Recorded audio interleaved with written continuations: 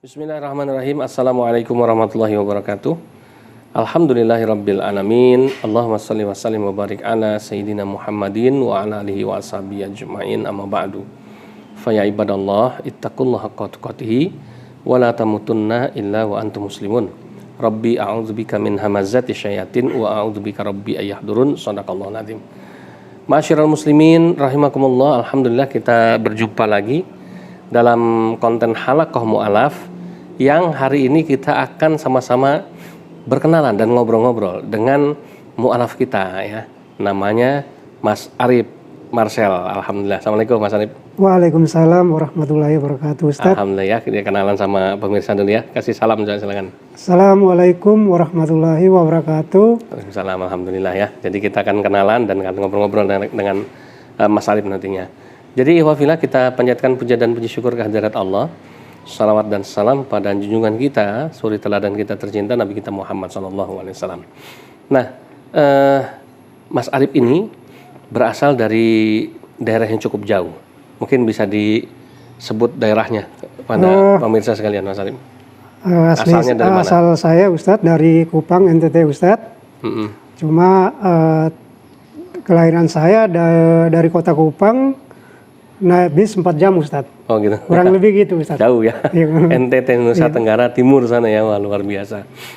Kemudian beliau ini masuk Islam baru 3 tahun ikhwafillah.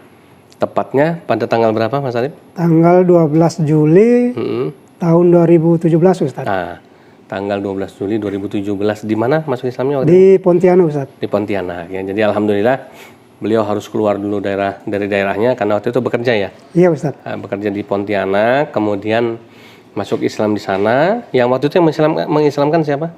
Guru saya Ustadz. Beliau dari mana? Ada organisasinya? Dari MCI. Oh, dari MCI cabang Pontianak ya. Pontianak Ustadz. Alhamdulillah. Kemudian beliau selama kurang lebih berapa tahun tinggal di Pontianak? 3 ya? Kalau tinggal di Pontianak Ustadz kurang lebih 12 tahunan ada. Oh, udah lama tinggalnya. Udah lama di Pontianak Ustadz. Berarti waktu masih Kristen pun sudah di Pontianak? Udah Ustadz. Dalam rangka merantau gitu, bekerja. Ustadz. Oh gitu. Iya, tapi masuk Islamnya 12 Juli 2017. Oke, alhamdulillah. Nah, jadi itu ihwafillah ya. Jadi ini yang menarik dari Mas Arif ini begini. Beliau ini masuk Islam lewat mimpi ya. Jadi waktu itu mungkin bisa diceritain tapi nggak usah terlalu panjang ya. Mimpi apa sih yang membuat Mas Arif itu akhirnya mau masuk Islam itu? Mungkin diceritain. Yang paling terkesan di saya Ustadz. Jadi ketika yang saya mimpi, jadi saya orang satu-satunya yang beriman kepada Allah di kampung saya Ustadz. Oh ceritanya dalam mimpi itu iya, Ustaz. Digambarkan Mas Arif itu orang satu-satunya orang yang beriman kepada Allah di kampungnya. Di kampung saya, Ustaz, halaman saya. Di kampung halamannya, oke. Memang di sana mayoritas? Mayoritas Katolik. Oh gitu, ya, baik. Terus dilanjut. Jadi sebelum saya masuk Islam Ustaz, jadi kan hidup saya itu dikatakan mohon maaf seperti binatang Ustaz. Jadi contoh perilaku. Ya. Jadi setelah saya udah masuk Islam Ustadz, jadi Islamlah yang merubah hidup saya Ustadz. Masya Allah. Bisa dikatakan 200% Ustadz. Wah, nggak tanggung-tanggung 200% ya, Masya Allah ya. Cuma udah lepas, udah masuk Islam Ustadz.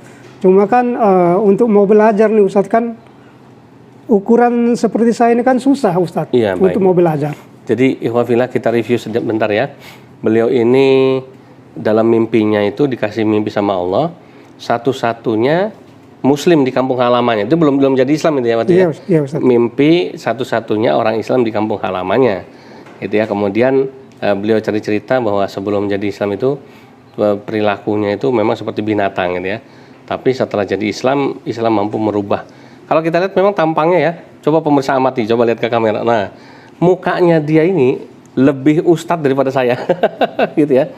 Jenggotnya Masya Allah ngikuti sunnah Rasulullah, dipanjangan. Kalau saya bukan nggak ada jenggot ya, ada nih selembar 2 lembar, memang nggak numbuh gitu ya.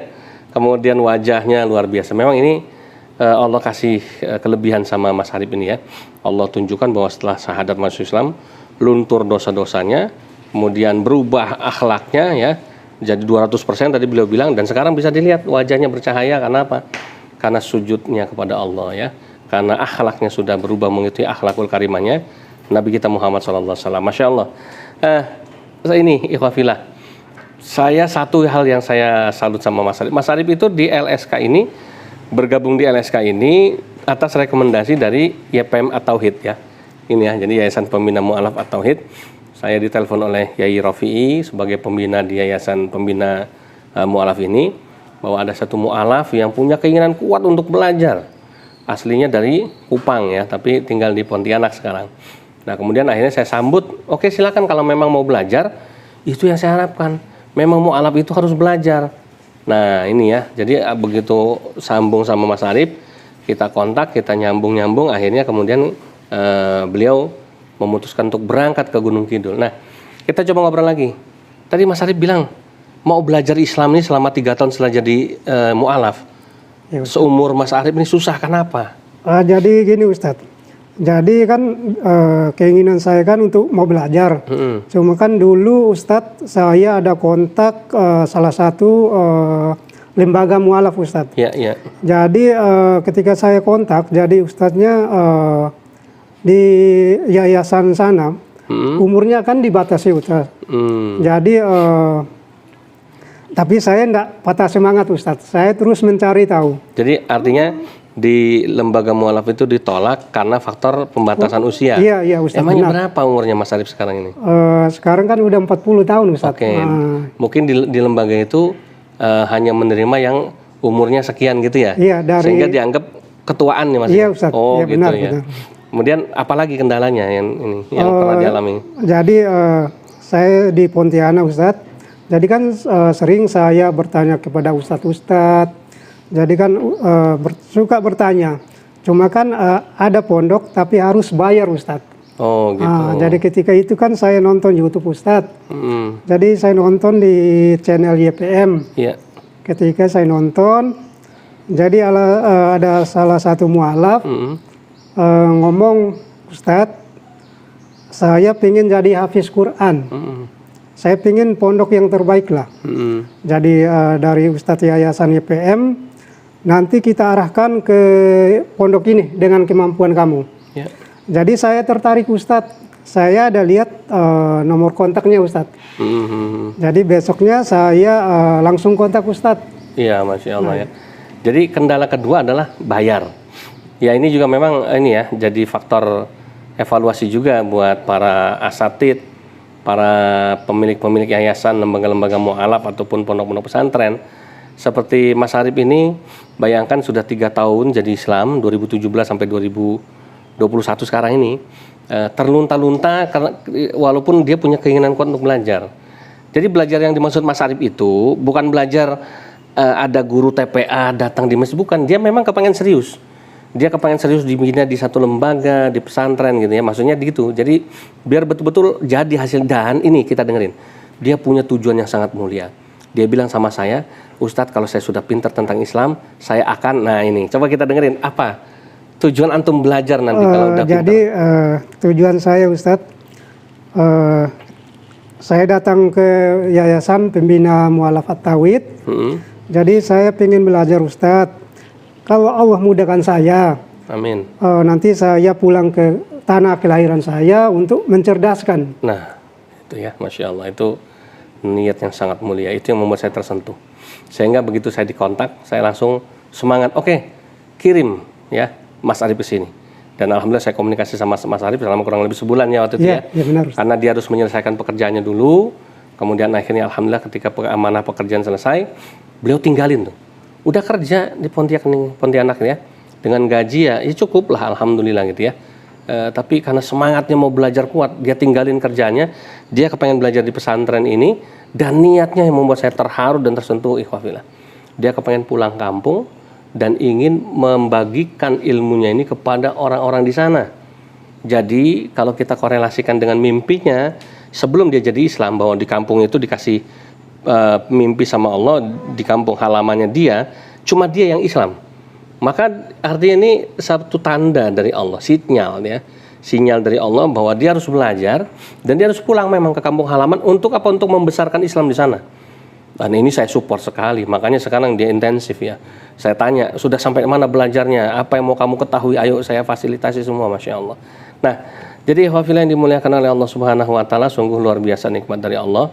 Kita bisa punya mu'alaf satu ini. Jadi tadi kita sambung ya, bahwa lembaga mu'alaf pesantren-pesantren harus berbenah diri. Jangan batasi usia.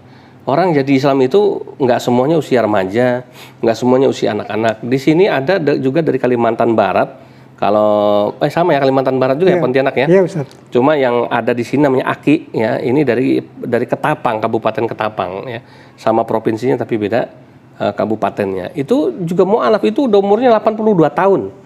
Coba bayangin kalau usia setua itu dia harus seperti Mas Arif keliling-keliling nyari pesantren yang mau nerima dia, mana ada. Ya, ini yang jadi problem harusnya ya kan, kita bersinergi lah ya. Bersinergi, maka salah satu pesantren yang masih mau nerima segala usia, mau anak-anak, mau seumur 40, mau tua bangka seperti Aki ya, yang mu'alaf yang ada di sini umur 82 tahun, bayangin. Kita nggak ngerti hidayah Allah tuh mau dikasih umur berapa. Mas Arif dapat hidayah umur 37 ya. Iya, 37 tahun. Dia nggak minta, dia juga nggak nyangka. Ya kan? Itu Aki ya, yang tadi saya bilang mu'alaf 82 tahun. Jadi Islam itu umur 80 tahun karena udah 2 tahun di sini. 2 tahun kita asuh di sini gitu ya. Nggak ada yang tahu mau usianya apa, karena hidayah itu dari Allah.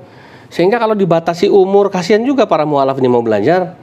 Yang kedua bayar, ini memang jadi momok ya. Jadi momok yang luar biasa ya. Bayangkan seorang Mas Arif yang harus bekerja, cari nafkah, kemudian hanya mau belajar dia harus bayar, dia bingung. Sementara dia harus tinggalin pekerjaannya kalau dia masuk pesantren kan gitu. Mau cari uang dari mana? Nah ini memang harus kita sama-sama pikirkan ya.